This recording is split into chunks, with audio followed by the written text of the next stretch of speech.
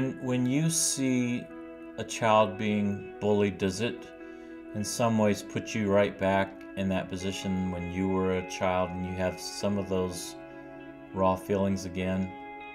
Oh, absolutely. Especially teaching in middle school, Yeah. because I think many people would say like that is one time in life we wouldn't go back to, Mm-hmm. right? Middle Mm-hmm. school is tricky. Sure. It's hard no matter, what you're dealing with. But then yeah, if you're really struggling with fitting in, I do see myself in some of the individuals I see singled out or maybe Right. lacking confidence and things like that. Sure. Hi, everyone. Pastor Tom here again, 24 Today podcast. Thank you for being with me. And as I have said in the last few podcasts together, thank you so much for the way that you're supporting this particular podcast, the channel, wherever you're listening to it, iTunes or Google or YouTube, because you are subscribing and you're clicking like and you're sharing, and all of that stuff really helps to get the message out. And today is one of those messages that I really want to get out to you and your friends. If you're a parent, if you're a grandparent, you know someone with a child, well, you understand that the issue of bullying is something that's really common today, and that's what I want to talk about. I want to hopefully give you some practical understanding of just maybe some things that you can do, or ways that you can help your child. I have a return guest with me, a friend of mine, Angela Mahoney, who was on an earlier podcast with me. I wanted to have her back because she is a real expert in the area of education. She has her master's of education. She's a life skills special education teacher, works at a middle school in Connecticut, has been with them 13 to 14 years, and she sees firsthand in the school situation bullying probably nearly every day. And so I wanted to get her perspective on this issue. So, Angela, welcome back to the podcast. Thank you for having me, Pastor Tom. I appreciate it. It is great to have you. Tell me a little bit about where you live, and again your work there as an educator. Sure. I have been married for about 15 years to my husband, Matt. We have two boys, a 13-year-old and an 8-year-old. And I've been really fortunate to work close to home, just about 20 minutes away in Danbury, in this rich sort of life skills, vocationally Mm-hmm. focused Mm-hmm. classroom. And you, the last time that I talked to you, you have this wonderful curriculum called I Can Work. And it's something that you use in the school system, and other organizations are using it now, even other countries. And also, it can be used at home. Can you tell me a little bit about that? Sure. I Can Work is really just a 5 module program that helps a variety of people, whether it's parents, therapists, programs, frame trying a variety of vocational opportunities in different areas like office work, retail, grocery, and just seeing what clicks and what doesn't, and finding that spark and helping all individuals really get that foundation for work success.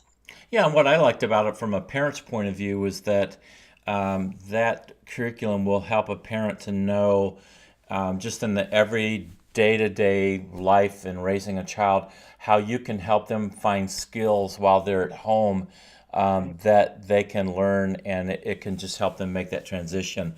from being in the home life, graduating high school, to the rest of life, because that can be a really hard transition, but you're helping with that. So let's talk about bullying today. And I want to ask you personally, um, do you personally relate to the idea of bullying, just as a person somewhere along in your life? I really do. I've been thinking about my journey even into special education, and I think part of it stemmed from moving as a child and sort of being the new child and teased in different environments Okay. growing up. And it really sparked in me a way to help others not feel Hmm. that. And I think through the bullying as a young, in my elementary years, it encouraged me to not, or to see that in others and kind of maybe prevent it or help it be Yeah. better. So when you see a child being bullied, does it in some ways put you right back in that position when you were a child and you have some of those raw feelings again? Oh, absolutely. Especially teaching in middle school, Yeah. because I think many people would say like that is one time in life we wouldn't go back to, Mm-hmm. right? Middle Mm-hmm. school's tricky. Sure. It's hard no matter, what you're dealing with. But then yeah, if you're really struggling with fitting in, I do see myself in some of the individuals I see singled out or maybe Right. lacking confidence and things like that. Sure. Absolutely. So when I think of bullying, there are obvious ways of bullying that a bigger kid is picking on a a child who's not as big or not as old. Those are some obvious ways.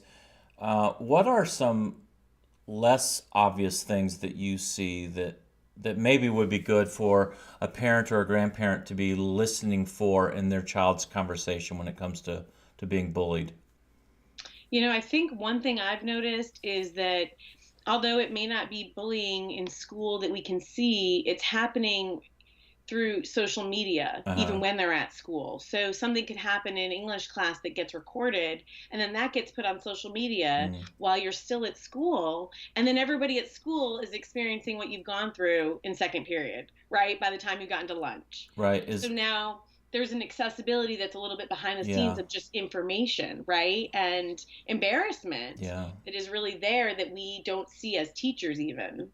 And as a child in school, are they texting things right at the moment, or are they actually pulling out their phones and recording things and then putting it out? It's sort of a mix. I have to be honest. Yeah. There's apps that are pretty overwhelming that you Yeah. can post something and it's gone very quickly, Yeah. right? So there are some opportunities for individuals to be spontaneous in their meanness, let's say, Sure. and they may not want to be as mean as they're being, but it is having a long-term effect, and it's something they're posting about someone else that they may not be even held accountable for, because we Right. don't, as adults or as teachers or parents, we're not able to see quick enough. Mm. So it isn't a matter of really tracking and having that conversation of, is anything going on at school, are people bothering you, monitoring social media, you Sure. know And a mhm teacher really can't see that. I mean, you can't. no. Sometimes you can, but your mind is on your lesson, and you can't be looking at every child all the time, and it happens so quickly. I know that students are actually able to text while their phone is in their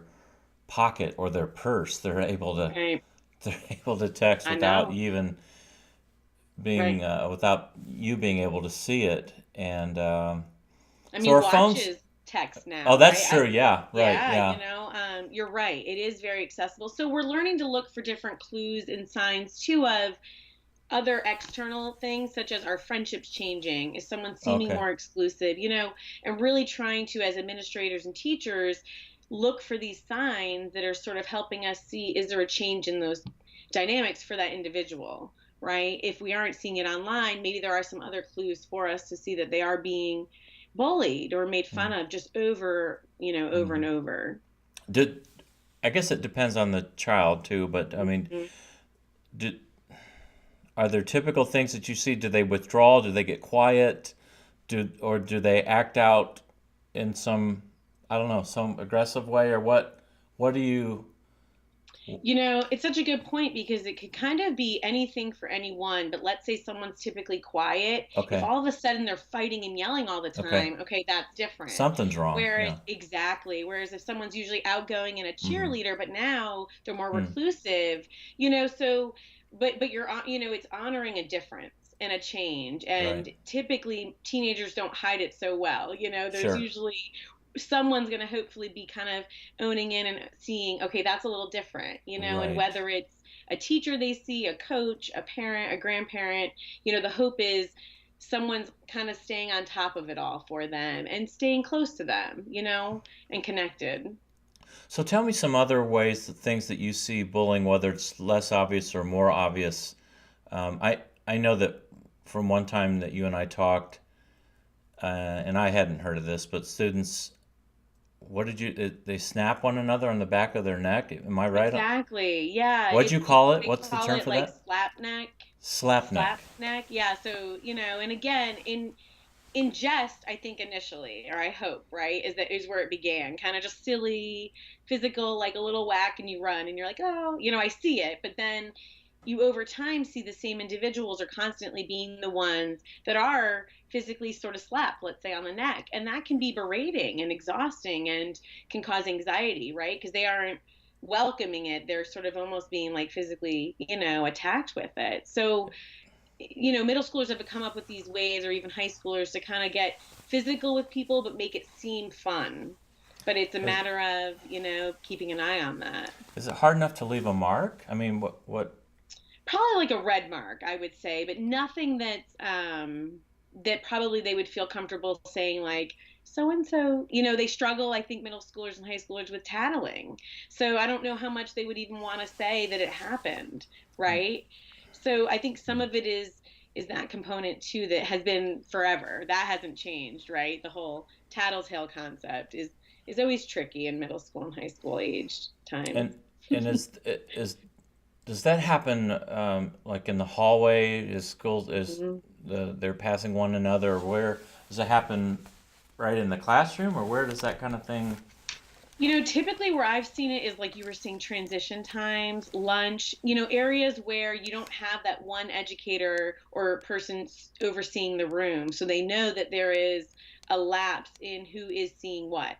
Because in transition time, although we're in the halls and we're all present, it is harder to see those small interactions. So I do think a lot of the verbal and physical negative bullying happens more when there are changes from classroom or social events, like Are, even lunch. Hmm. are there ways for a student to um, report what's going on without them in any way being known? I mean, how do you go about that? Because I say in any way, there's that fear of if you do report it, then that the student who gets in trouble is going to think, well, it's you that reported it. I don't know. How do you go about that? What are the ways that you say I need help? It's a good question. For the individual being bullied, I would hope they have someone they can go to and say this is happening without it feeling as though they're going to be called out and have to, mediate maybe one on one with the bully, because that would be really uncomfortable. Like I would, but hopefully the individual that the person being bullied to will get strategies or learn some skills of ways to avoid. Maybe they can take a different class. Maybe the social worker can change some of their schedule to eliminate some of the interactions, right, on one end, and anxiety around that. But then additionally, I know classrooms are really trying to work on guiding whole group learning from situations. So let's say we had a tough English discussion one day, and the next day we have to meet as a group, and so and so insulted so and so, but let's learn from that, right? Like let's try, and maybe not directly one on one, but trying to give both the person that is bullying and the one that's being bullied skills to see that everyone's a human and that we don't have to go down this route. Mm-hmm. We're really trying to change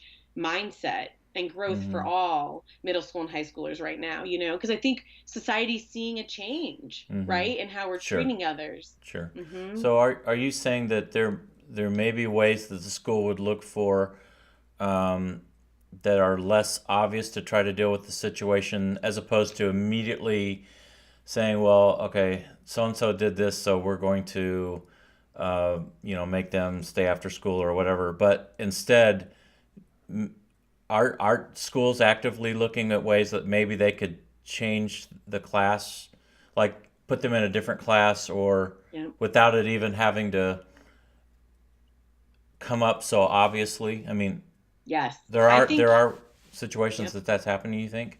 I do. I mean, I Okay. see it internally in my own school. I see this mindset of a community, and we're really starting to see that detention for someone that's making some bad choices isn't really changing that person, right? And Mm-hmm. it isn't really guiding the person that's being hurt either. Mm-hmm. So how do we allow them to both learn from this situation we're in a way that is preparing them better for being adults? Mm-hmm. And again, it's a new shift, but I do think we're really trying to eliminate it feeling hurtful and even more demeaning to the person being hurt, right? Because there's that mental illness struggle, and we don't want anyone to feel as though they are like alone in this, or that they're also going to now be bullied more because they came forward. So we're really, as schools, trying to monitor and support really everyone in it, and it's tricky. It is tricky. So when you say mental illness struggle, hmm who are hmm you referring to? The one being bullied or the bully? You What know, what what are you referring to? It's a great question. Initially, when I say it, I think of the one initially being bullied, right? That Right. mental turmoil. But then, it is also, what is that person who is creating that turmoil feeling? What are they going through? So Right. both the bully or the one And the bullying, right? bullyee. Yes, have something going on, right? And they both have valid, I think, hurt or maybe pain. It's just different. So once, if you're a bully, you don't, it's not once a bully, always a bully. I mean, maybe there's I help, hope maybe there's not. hope, Mm, maybe there's, well, obviously there is. I mean, we believe that, right? but yet we assume I know. that's not. We assume that they're always just going to be a bad kid, and so we just need to only help the one being bullied. But I mean, maybe someone's listening today that their child is the bully. I know. And What they would you can't say? figure out why. Yeah. You Any know, thoughts there?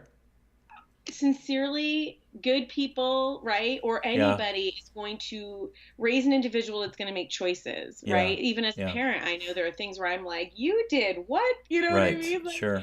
so it's a matter of taking those moments and then seeing what you can learn from them, right? And I think trying your best to teach them and guide them, if they are bullying, to see how others live or find a way to break through where they can see the humanity of others. Because Mm.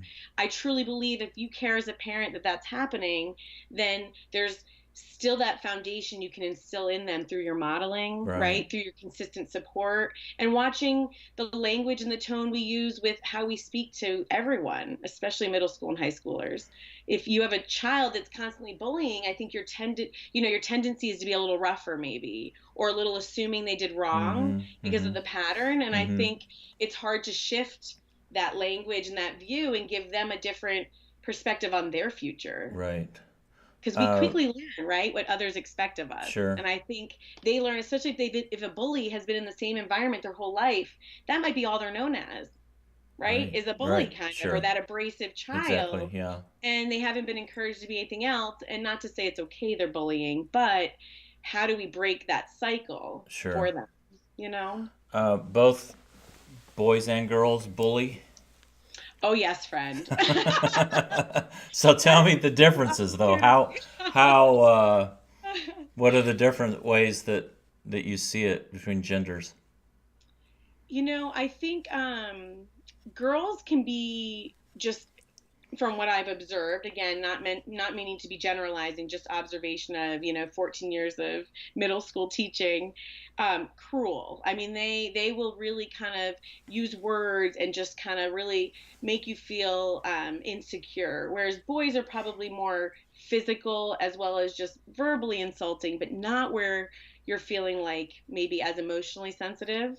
Hmm. And maybe that's just our makeup too, a little bit Yeah. as women, and or girls and boys, we're meant to be a little more sensitive maybe. But I do see boys just get a little more, like, girls don't play slapneck in Yeah. the home, Sure.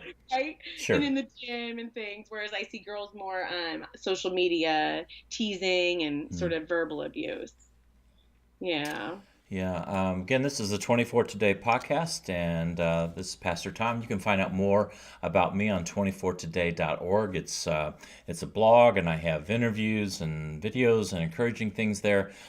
24 Today is also on YouTube, and again, it's just another way that I can encourage people with again videos, quotes, different things. If you just need some encouragement, go to 24 Today on that's actually on Facebook. I said that wrong. On YouTube, though, you can search for Tom Whitesel and you can find all of these interviews and lots of different things. But my guest today is Angela Mahoney, and I want to tell you a little bit more about what she has created, which is called the I Can Work curriculum, and you can find that at icanwork.therapro.com. That's icanwork.therapro.com. And I'm actually going to spell that out for you just to make sure if you're listening audibly. It's I-C-A-N work, I can work dot THERAPRO.com. I can work dot therapro.com. Angela, tell me a little bit about that, your connection with them, and then also your curriculum one more time. Sure. So, I Can Work is a curriculum really just meant to help build a confidence foundation for all, right? It's leveled where readers and non-readers can participate in job readiness things, practicing for interviews and sort of building those eye contact skills and confidence skills for the workforce, but then also trying a variety of different skills in the areas, of clerical, retail, food service to help Okay. prepare. Yeah. So that is the curriculum, but again, even with our topic, it goes back to just making sure individuals feel supported and listened to, right? So the big Okay. piece for I Can Work with me is you do a job or you complete a task. It's not just doing it, it's what you think about it. So I think what we want to make sure we give, middle school and high schoolers is a voice in everything Mm-hmm. they're doing, not just busy work, not just lessons, not just conversations about treating people well. It's the really hands-on life application and taking the moment to say, was that comfortable, uncomfortable? Did you like it? Did Sure. you not? What did you think? Sure. So if someone's an educator and they're listening, how can this help them in an educational sense, and how can they get a hold of it and have it be in their school system? If you are seeking a way to really build kind of even just 20 minutes, once to three times a week in your home or in your school systems, you can go right to Okay. icanwork.therapro.com and either download it as PDFs. You can get it as a manual with a CD. There's a Right. variety of ways on there that you can access the curriculum, Sure. and I'm there all along to help as Right. well. And in the home, then also, I'm a pastor. I'm thinking even parents in my church, um, it can be helpful because you're thinking of ways that you can give your child a job, like what we might have called chores.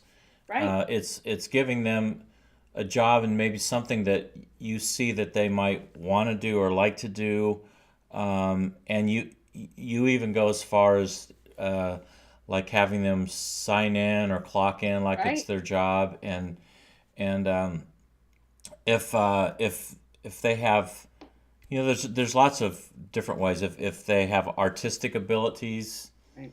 maybe somehow you could have them. I don't know what you would design a card maybe for a Right. grandparent or Yeah. something like that, or anyway, just whatever it is that they do, try to find some way. If they are a gamer and they're Yeah. playing games constantly, Right. well, maybe you could have them think of, if you had a job being making games, how would you do that? How would you uh, see if you can draw out what a level would look like, Yeah. that you are playing. And anyway, so you would try to make that into some kind of work environment Right. also, Right. and then teach them from that.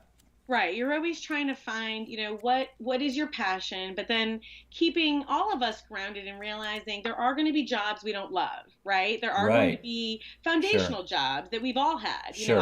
I've worked at a bagel shop, I've worked in a grocery store, I've Sure. done the daycare, and those skills and those jobs teach you things that then help you get to the next level when you do find your spark to now be successful. Okay, Okay. now I know I'm a gamer. Now I know I can draw. Now I want to do Right. this, but now I can successfully work in that Mm-hmm. environment that is created for that. Hmm. Right? Because you do have to have those skills of Sure. communication, Right.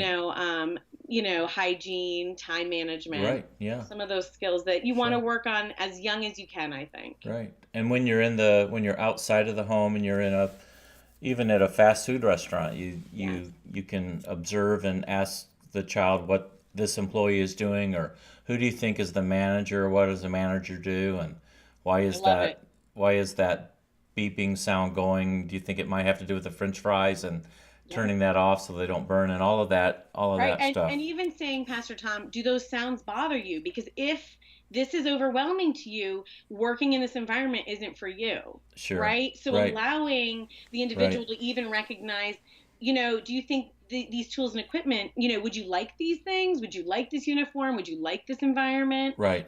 Some of those Hmm. things too are important.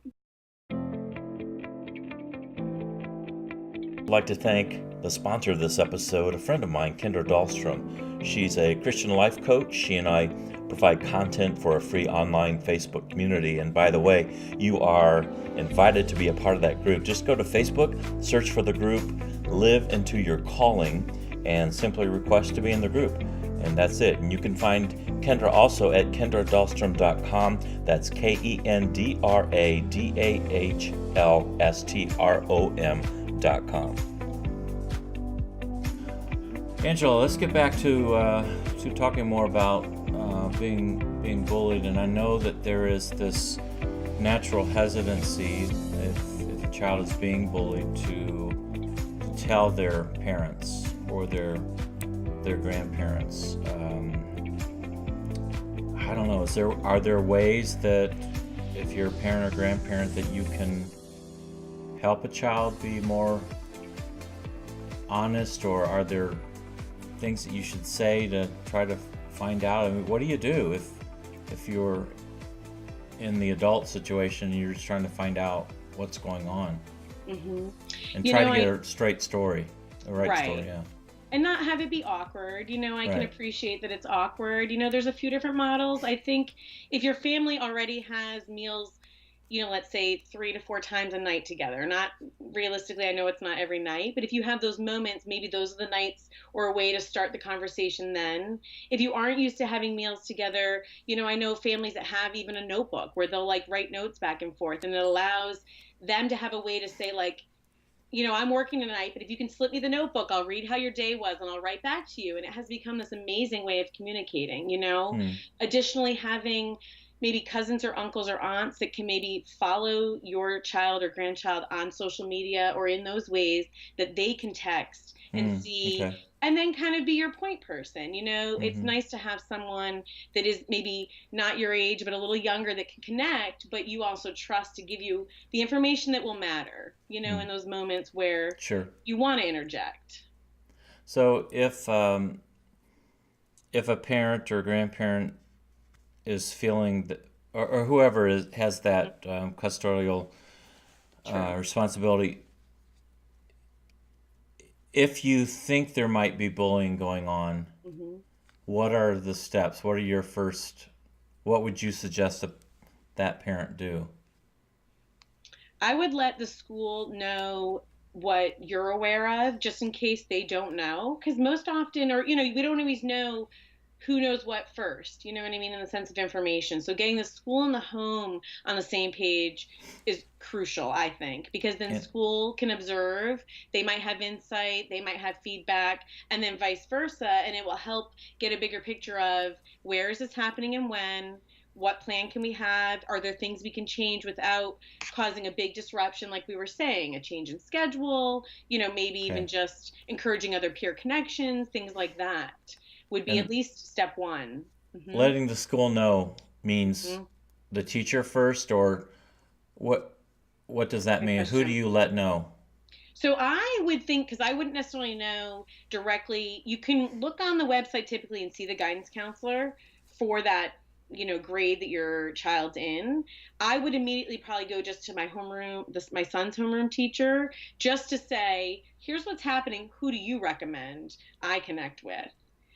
And that, so how you just kind of want to start at level one, which I would think would be homeroom, or maybe the principal if you felt more comfortable as a parent to email the principal, but at least try to stay within that first level of support and then decide who should be involved before it Do- gets so big, right? Sometimes it gets bigger than we need it to be. Yeah, and Hmm. and is the first response, should you try to go through the teacher first, because does the teacher feel like you're kind of doing an end run around them, and that's not going to be a good thing? I mean, should you always try, Mm. if it works out, to go to the teacher first, or I think it models for even the preteen or teenager that you don't always have to go right to the top of it, right? I Okay. like modeling, all right, this came up, we're all good, let's at least start here, which would be your teacher, and see where. So I do think, just, what I mean, sequentially it makes sense to start with the teacher, and it shows that if that person doesn't know yet, let's start and let them know, and then trust that they will guide us, as I think they would, to the right people to help. And is that a phone call? What's the best way for a teacher to be contacted? I know, believe it or not, I hate to say this day and age email, but I just feel there's such limited prep time to be on the phone, right? Preparation time that we get in a schedule, that Right. it'd be harder to actually reach you, talk, and hear what's going on. Whereas if you send an email, I could easily say, "Oh, okay, let me share this with so and so." And I Hmm. think it would move quicker with an email this day Okay. and age. But either way is welcome. I hope everyone knows. Right. We love to hear from home and stay connected. Schools and So, home. right. So if your child is being bullied, and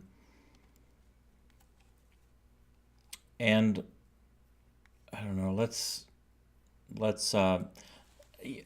I guess my question is, h- how do you determine as a parent the proper distance to? I mean, because you want your child to be able to deal with situations and overcome, and you don't want to just jump in and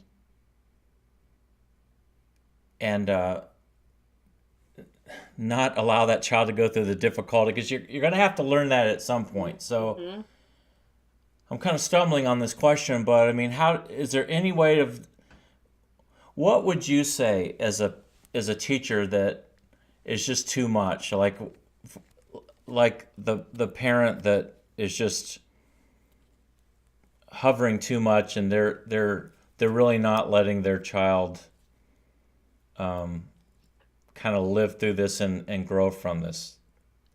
That's a really I weird question, but no, it makes sense though, because there is the balance of encouraging independence and yeah, hovering, right? And a little yeah, bit of hurt and uncomfortability that is hard to see in someone you're raising or supporting, but also knowing it's just enough hurt, right? And it is hard with hmm. bullying because we don't know what is just enough, right? Or what is too Yeah, far. And I understand that, I think it's a matter of knowing the child you're supporting. So, if you're used to really being on them and you feel like you could step back and they'd be okay, that'd be one thing. If you feel they never come to you and they've really come to you about this, right? And they're sharing with you, then it's probably time to be involved because that isn't their typical behavior, if that makes sense. yeah, So you do a little bit have to go with your gut of, is this their normal? Am I being my typical mom self of hovering or what have you? Or is this a little bit more? And then if you do reach out to the parent, I'm sorry, to the teacher, they're most likely going to say, well, let me give you both sides of this, or this is my take on it. And maybe then mm, you'll see, okay, I am overreacting, or I am hovering a little bit, or maybe my own child is sort of a part of this and they need to learn, right, their role in the situation and in the friendship, because sometimes it's two-sided, we know yeah, that, right? mm-hmm, So it is unfortunately a little bit situational, although there are global guidelines of being present, listening, looking for signs. The reality is going to be you have to really think of what is this child's most typical behavior, and is this different, and do I feel in my gut, am I better off helping or do I give them space? It is a little yeah, bit of a pause, which can be and uncomfortable, right? yeah, I know.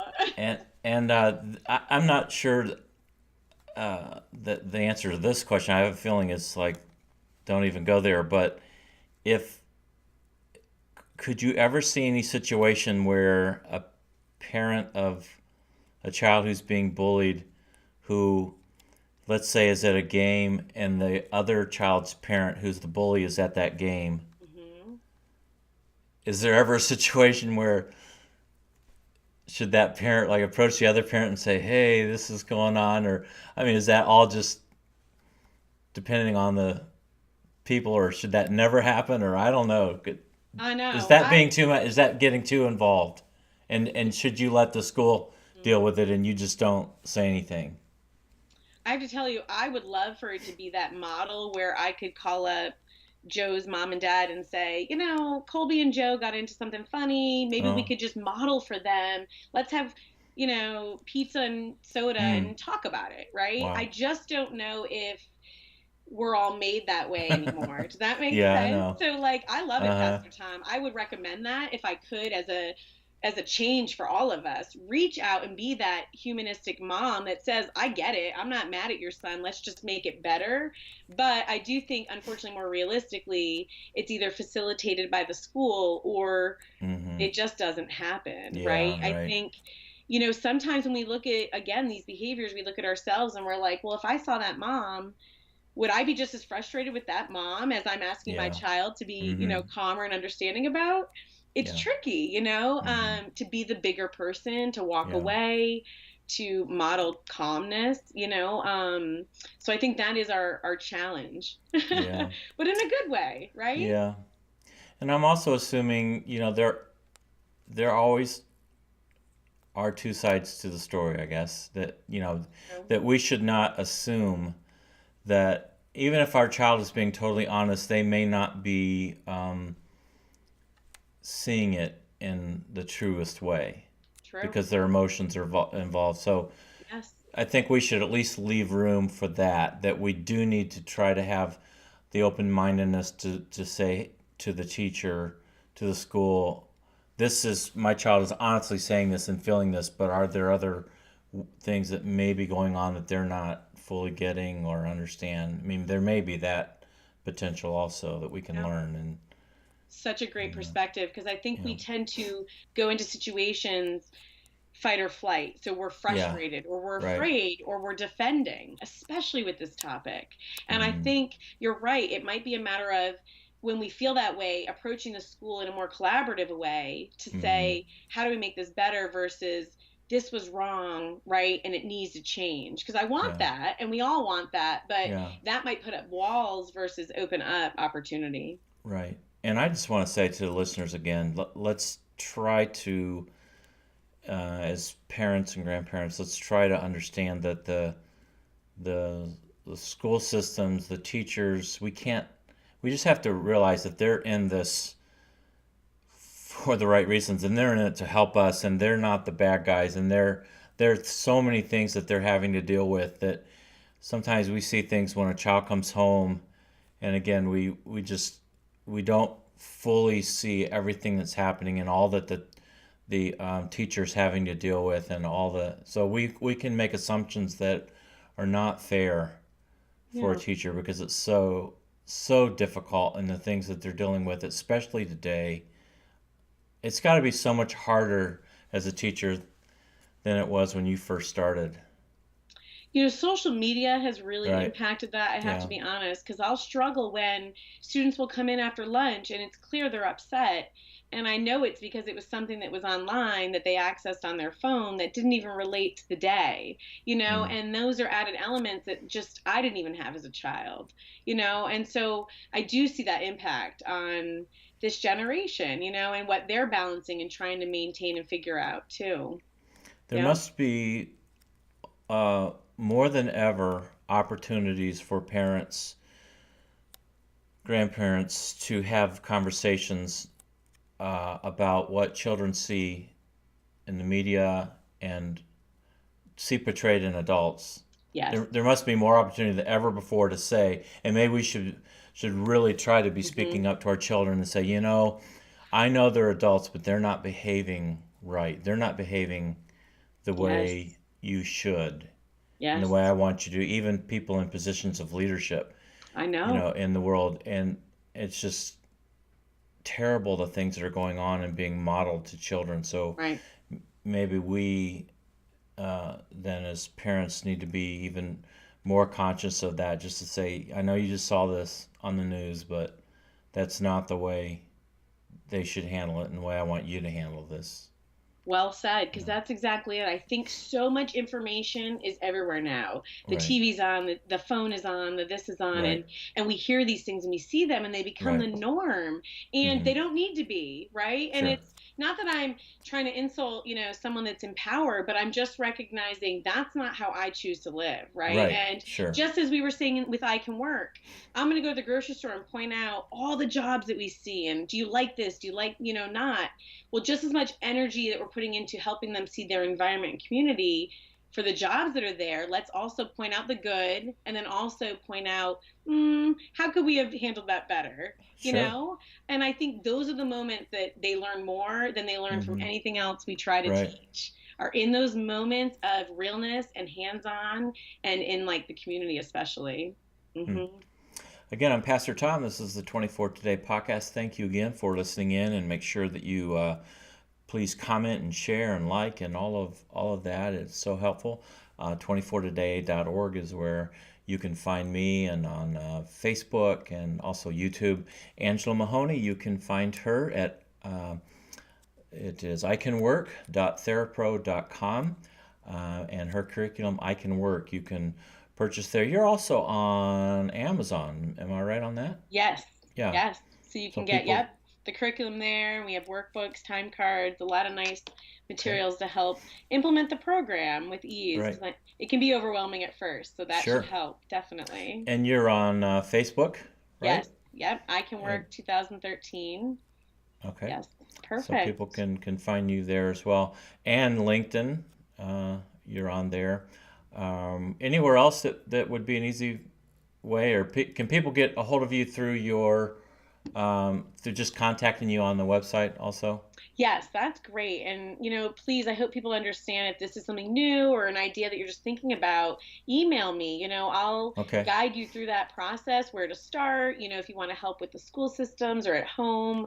This is truly just a passion, and I'm here to definitely support in any way. great. All right, two Yeah. more questions, and we're gonna wrap this up. The first one is for those that are teachers Hmm. that are listening, from your experience, are there things that a teacher can do to help there be less bullying, or not? And then the second question, as we wrap it up, is what words of encouragement would you give to a parent or even a child that's being bullied? So the first one is on teachers. What would you say from your 14 years of experience that a teacher might be able to do to help? I think it's staying open minded. I think at times we see behavior and we think we know their story or their history. And at times, if you really step back and you learn the story of who is maybe causing a ripple in your classroom and who is behavior, why, and you start to look at what does their behavior mean and how can we give them a healthy alternative. Mm-hmm. In addition to that, taking your groups in your classroom and changing them up so that all groups, different levels are learning Okay. from each other, different backgrounds are learning, you know what I mean? And Uh-huh. different stories are being shared. So you're not always grouping your level ones and your level twos, let's say your Okay. level threes. You're creating variety so that you're really, learning from each other. I And think that helps. is tell me what level 1, level 2, level 3 means. At times it could be anything. It could be those that are strong in math. It could be those that are Oh, I high, see. whatever your groupings are that you may tend to go to. At times, think outside of the box and change it up, because that team of level 1, 2, and 3's mix will create an amazing whole, right? Mm. Whereas we're so used to thinking in, put all these that learn the same way together. No, Okay. let's mix it and learn from each other, because I Sure. think the more teachers encourage learning from each other, the more we see differences in a positive way and not in a way that we want to make fun Sure. or exclude, you know? Yeah, and then finally, let me just ask you then, what words of encouragement would you give to a parent, and you're a parent with children as well, and have probably experienced this. So what encouragement would you give to a parent of a child who is being bullied? I've been in meetings and I've supported both individuals that are being bullied with their parents, because I think that's part of the journey. And I've always ended with saying, this too shall pass. Yeah. And I Yeah. mean that, Yeah. and I mean that sincerely. It Sure. feels endless.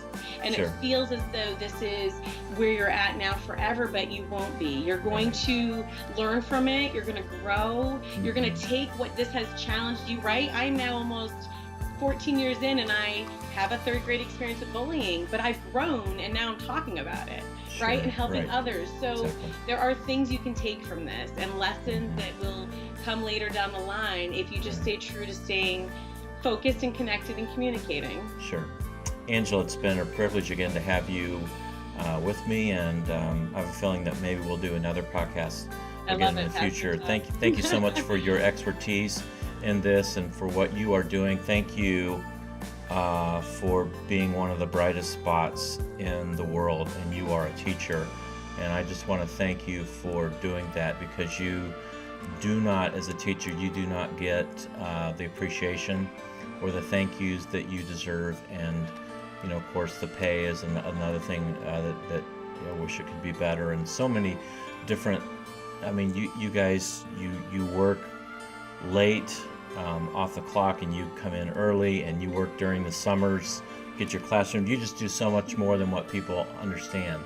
So I want to thank you for all that you do, and thank you for I Can Work and what you're doing there in the curriculum. And again, listeners, go to icanwork.therapro.com to find out more about Angela, and you can find her on Amazon as well. So Angela, thank you again. Oh, thank you for having me, Pastor Tom. I enjoy it always.